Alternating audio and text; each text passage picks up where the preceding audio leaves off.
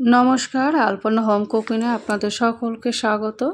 আপনারা নিরামিষ পদ অবশ্যই বিভিন্ন সবজি দিয়ে খেয়েছেন।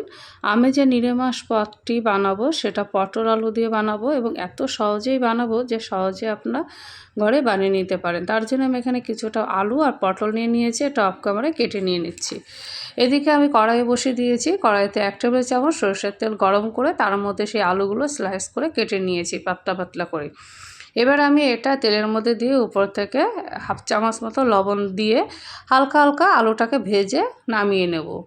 যখন হালকা ভাজা হয়ে গেলে একটা প্লেটে নামিয়ে সাইডে রেখে দিলাম। আর যে পরিমাণ তেল ছিল তাতে সেই পটলগুলো পাতলা লম্বা লম্বা করে কেটে নিয়েছি, কেটে আমি এর মধ্যে দিয়ে দিয়েছি। দিয়ে আমি পটলটাকে একটু নরম করার জন্য বা ভাজার জন্য ঢাকনা দিয়ে ঢেকে দিয়েছিলাম। ঢাকনা তোলার পর আমার পটল কিন্তু মোটামুটি হালকা ভাজা হয়েছে। এই অবস্থায় আমি একটা প্লেটের মধ্যে তুলে সাইডে রেখে দিলাম। আর কড়াইতে কিন্তু তেলের পরিমাণটা একটু কম, তার জন্য আমি এখানে আরেকটু তেল দিয়ে দিলাম।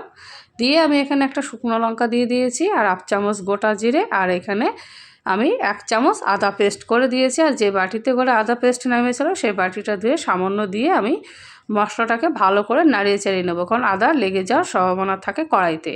আর এখানে রোজগার মতন মশলা দিয়ে দিয়েছি, হাফ চামচ মতো লবণ আর 1 চামচ হলুদ গুঁড়ো দিয়ে মশলাটাকে একদম ভালো করে কষিয়ে নিয়েছি। আর যখন তেল বেরিয়ে এসছে তখন সেই আগে থেকে ভেজে রাখা আলু পটল সবজিটা দিয়ে দিয়েছি, আর উপর থেকে দিয়েছি হাফ চামচ ভাজা জিরের গুঁড়ো আর হাফ চামচ ধনের গুঁড়ো দিয়ে মশলাটাকে ভালো করে নাড়িয়ে চাড়িয়ে নিয়ে কিছুক্ষণের জন্য ঢাকনা দিয়ে ঢেকে দিয়েছি। ঢাকনা তোলার পর আবার মশলা এবং সবজি মোটামুটি কষানো কমপ্লিট এবং কিছুটা মজেও এসছে। এই পর্যায়ে আমি এখানে অফ ক্যামেরায় আমি জল দিয়ে ফেলেছিলাম 1 কাপ মতন উষ্ণ গরম জল।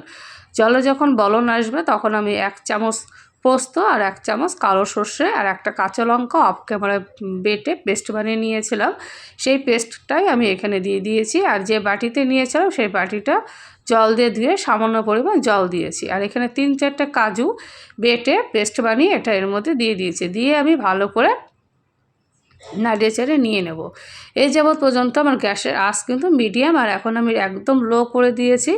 আর উপর থেকে দিয়েছি 2টো কাঁচা লঙ্কা। আপনারা চাইলে এখানে ঘি ব্যবহার করতে পারেন, আমি কিন্তু ঘি ব্যবহার করিনি। আর আমার রান্নাটা মোটামুটি কমপ্লিট হয়ে গেছে। এবার আমি একটা বাটির মধ্যে নিয়ে নামিয়ে নেব। তো আমার এই আলু পটলের নিরামিষ সবজি আপনাদের কাছে কেমন লেগেছে আমাকে কমেন্ট করে জানাবেন। আর যদি ভালো লেগে থাকে তাহলে একটা সাবস্ক্রাইব করে দিয়ে পাশে থাকবেন। আর এই যাবৎ পর্যন্ত আমরা ভিডিওটা দেখার জন্য আপনাদের অসংখ্য ধন্যবাদ। আর যদি কোনো ভুল ত্রুটি হয়ে থাকে অবশ্যই আপনারা ক্ষমা সুন্দর দৃষ্টিতে দেখবেন। আর যারা যারা আমাকে সাবস্ক্রাইব করে এ যাবৎ পর্যন্ত পাশে আছে তাদেরকেও আমার অসংখ্য ধন্যবাদ। আর আবার কোনো রেসিপি নিয়ে আপনাদের সামনে হাজির হব। আপনারা প্রত্যেকে সুস্থ ভালো থাকবেন।